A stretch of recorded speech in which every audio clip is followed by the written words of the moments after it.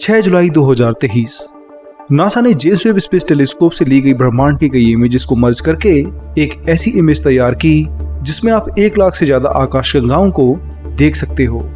Webb telescope ने यह काम साल 2022 में ही करना शुरू कर दिया था, पर इससे पहले हबल टेलीस्कोप ने भी इस इमेज को कैप्चर करने की कोशिश की थी।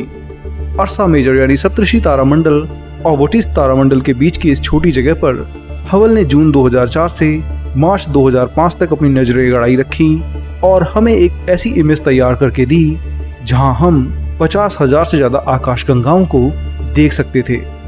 इसकी मदद से नासा ने ब्रह्मांड के वो राज खोले जो इससे पहले किसी को नहीं पता थे।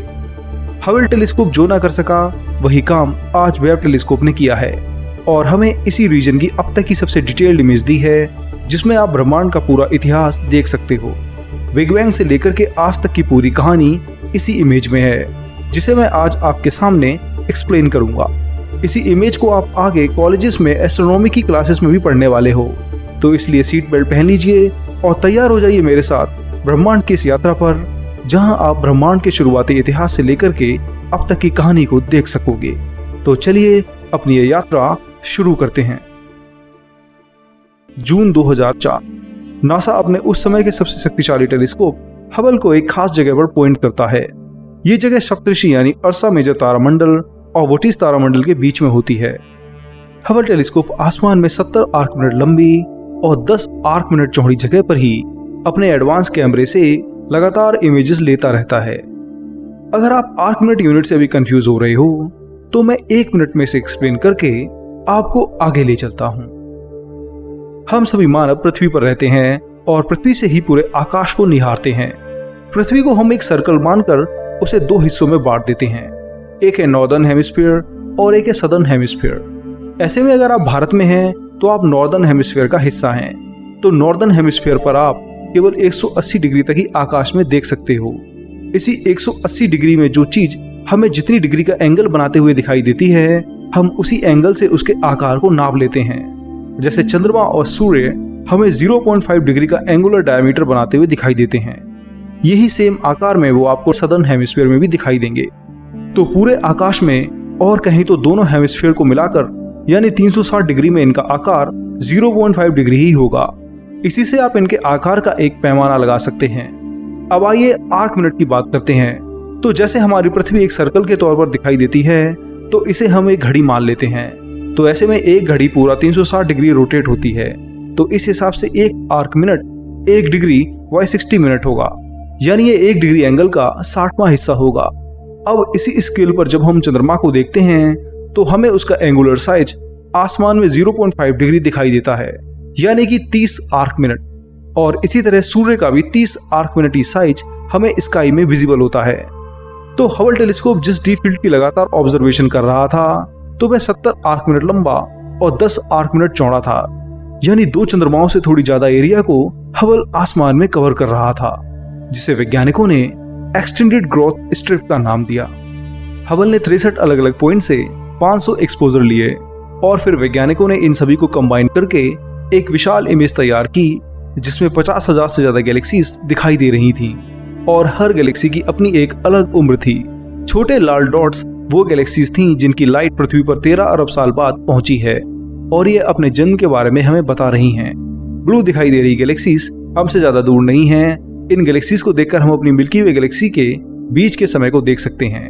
इनसे हम ये जान सकते हैं कि हमारी आकाशगंगा 6 अरब साल पहले कैसी थी या फिर 13 अरब साल पहले कैसे बनी थी और अब कैसी दिखाई देती है। हबल द्वारा ली गई एक्सटेंडेड ग्रोथ स्ट्रिप की इस इमेज को 18 साल हो चुके हैं और आज भी वैज्ञानिक इसमें दिखाई दे रहे ऑब्जेक्ट्स की डिटेल्ड स्टडी कर रहे हैं, पर जेम्स वेब के आने के बाद से ही सब कुछ बदल गया है। इसी एक्सटेंडेड ग्रोथ स्ट्रिप को जेम्स वेब ने कई बार ऑब्जर्व किया है और हर एक एक्सपोजर करीब 1 घंटे से ज्यादा का है और नियर इंफ्रारेड कैमरे से लिया गया है। ये कैमरा अरबों लाइट ईयर दूर से आ रही हल्की से हल्की वेवलेंथ को डिटेक्ट कर सकता है और उसकी इमेज ले सकता है। अपने इंफ्रारेड कैमरे से कई इमेजेस लेने के बाद नासा इन सभी को अलाइन करके पूरे डीप फील्ड की एक सटीक इमेज बनाता है। इस इमेज को आप स्क्रीन पर देख सकते हैं। यहाँ पर वेब टेलीस्कोप ने उन गैलेक्सीज को भी डिटेक्ट किया है जो मानव इतिहास में इससे पहले कभी भी देखी नहीं गई थी। करीब 1 लाख गैलेक्सीज को इसमें बारीकी से देखा जा सकता है, पर यह काम केवल वैज्ञानिक ही हाई एंड कंप्यूटर की मदद से कर सकते हैं। नासा ने इस पूरी पैरानॉमिक इमेज को cosmic evolution early release science survey यानी कर्स का नाम दिया है। ये असल में एक्सटेंडेड ग्रोथ स्ट्रिप की ही एक सर्वे इमेज है जो हबल द्वारा ली गई इमेज का ही एक हिस्सा है। इस सर्वे में वैज्ञानिकों ने 13 अरब साल से भी ज्यादा पुरानी गैलेक्सीज का कैटलॉग बनाया है, जिसकी मदद से हम शुरुआती यूनिवर्स के बारे में और बेहतर तरीके से जान सकेंगे। इस इमेज में अगर आप इन गैलेक्सीज को खोजना चाहते हैं तो आपको सबसे छोटे और हल्के से दिख रहे लाल डॉट्स ढूंढने होंगे। यही रेड डॉट्स ब्रह्मांड की सबसे प्राचीन गैलेक्सीज हैं। ये तब बनी हैं जब बिग बैंग हुए केवल 40 से 50 करोड़ साल ही बीते थे। तो इन रेड डॉट्स को वैज्ञानिकों ने अलग करके फिर वेब टेलीस्कोप की मदद से इन्हें दोबारा एक्सप्लोर किया और इनका एक स्पेक्ट्रा भी प्राप्त किया। स्पेक्ट्रम की मदद से हम किसी भी इंटरस्टेलर ऑब्जेक्ट या फिर गैलेक्सी के केमिकल कंपोजिशन को जान सकते हैं। असल में हर एक एलिमेंट का एक अलग अलग स्पेक्ट्रम होता है, तो जैसे ही लाइट वेब टेलीस्कोप के स्पेक्ट्रोग्राफ पर पड़ती है तो वो इन्हें एनालाइज करके ये बता सकता है कि जिस ऑब्जेक्ट से ये लाइट आ रही है वह किस एलिमेंट से बना है या फिर कौन सा एलिमेंट उसमें अधिक मात्रा में है। तो इसी स्पेक्ट्रोग्राफ की मदद से वैज्ञानिकों ने पहली बार इन गैलेक्सीज के केमिकल कंपोजिशन को भी देखा है। इस पूरी इमेज में जो भी गैलेक्सी नासा ने डिटेक्ट करके रिसर्च के लिए भेजी है उसे CERS के नाम से डिनोट किया गया है। इस डी फील्ड इमेज में दिखाई दे रही 3 गैलेक्सीज CERS 24 और 23 पृथ्वी से 1330 करोड़ लाइट ईयर दूर हैं। आज हम इनकी जो इमेजेस देख रहे हैं वो 1300 करोड़ साल से भी ज्यादा पुरानी हैं। वहीं CERS 3 1320 करोड़ साल पुरानी गैलेक्सी है। ये सभी गैलेक्सीज तब बननी स्टार्ट हुई होंगी जब ब्रह्मांड केवल 47 करोड़ साल का था। इंसानी स्केल पर अगर हम बिग बैंग के बाद के अब तक के घटे 14 अरब साल को 60 साल मान लेते हैं तो ये गैलेक्सीज तभी बननी स्टार्ट हो गई थी जब ब्रह्मांड इस स्केल पर केवल 2 साल का ही था। पर इन सभी गैलेक्सीज में वेब टेलीस्कोप द्वारा खोजी गई इस नई गैलेक्सी ने बहुत परेशान किया है।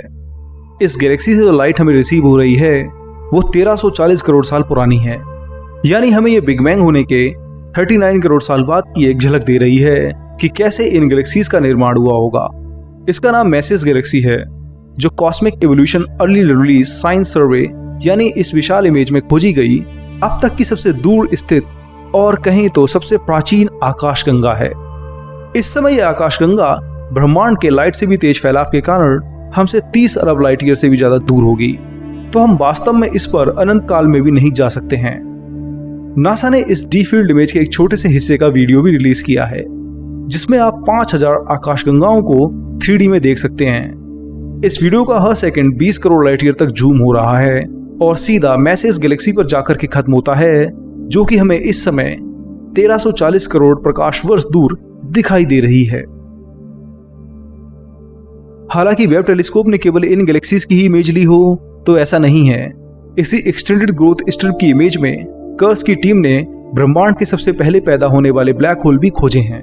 ये ब्लैक होल बिग बैंग होने के 60 करोड़ साल बाद ही बनने लगे थे और आकार में हमारी मिल्की वे गैलेक्सी के ब्लैक होल से विशाल और मैसिव थे।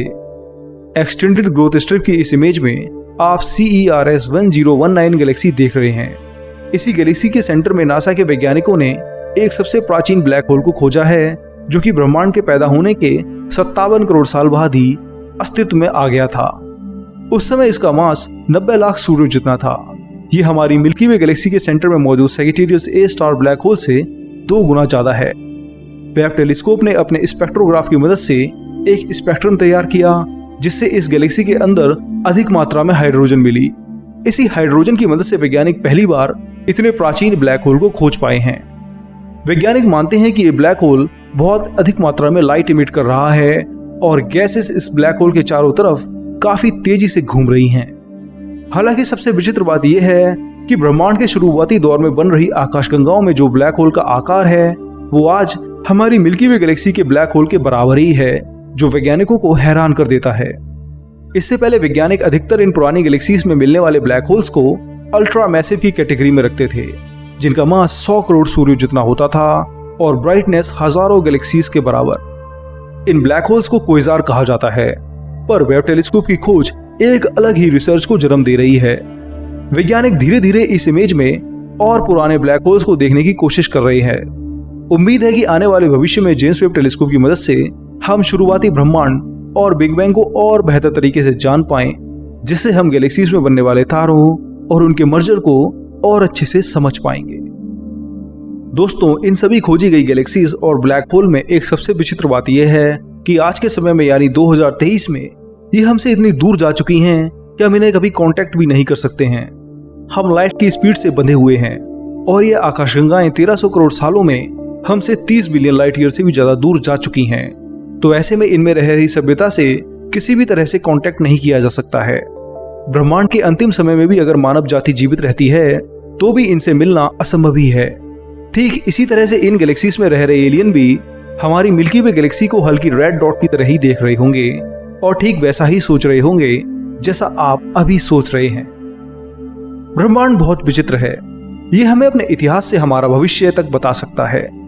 इसलिए इस पर हमेशा खोज होने से ही मानव जाति और ज्यादा विकसित होकर के एडवांस सभ्यता बन सकेगी। दोस्तों, इस वीडियो में इतना ही। आपको वीडियो कैसा लगा और किस पार्ट ने सबसे ज्यादा हैरान किया, मुझे कमेंट करके जरूर बताएं। और इसके अलावा आप हमारी वेबसाइट विज्ञानम.com पर भी विजिट कर सकते हैं, जिसमें आपको यूनिवर्स के ऊपर हजारों आर्टिकल्स मिल जाएंगे जो आपको एकदम अपडेटेड रखेंगे। इसके साथ साथ आप वीडियो को लाइक, शेयर, कमेंट के साथ चैनल को भी सब्सक्राइब कीजिए। मैं मिलूंगा अगले हफ्ते एक और मजेदार वीडियो के साथ। तब तक के लिए धन्यवाद। जय हिंद। आपका दोस्त शिवम।